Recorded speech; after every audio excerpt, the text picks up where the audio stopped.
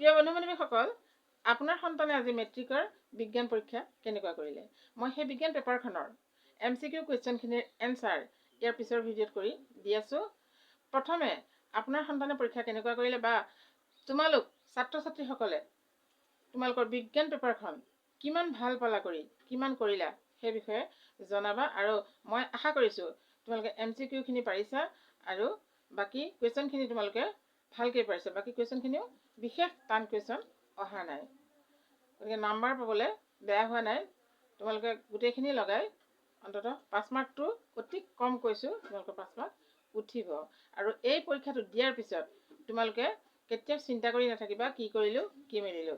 Next পৰীক্ষাৰ কাৰণে তোমালোকে সাজু হোৱা।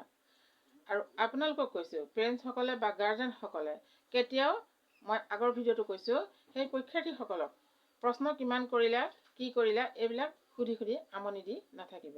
সিহঁতি বহুত কষ্ট কৰি পঢ়ি পৰীক্ষা দিছে।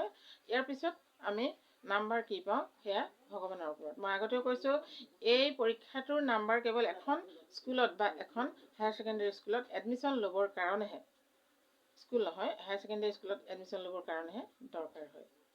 গতিকে এই পেপাৰখনৰ এইখন ছায়েন্সৰ পেপাৰখনৰ কথাও কৈছোঁ, এই নাম্বাৰখিনি লৈ আপোনালোকে ল'ৰা ছোৱালীক সুধি সুধি কিমান কম পাবি কিমান বেছি পাবি এইখিনি কৰি কেতিয়াও তেওঁলোকৰ মাথাটো গৰম নকৰিব।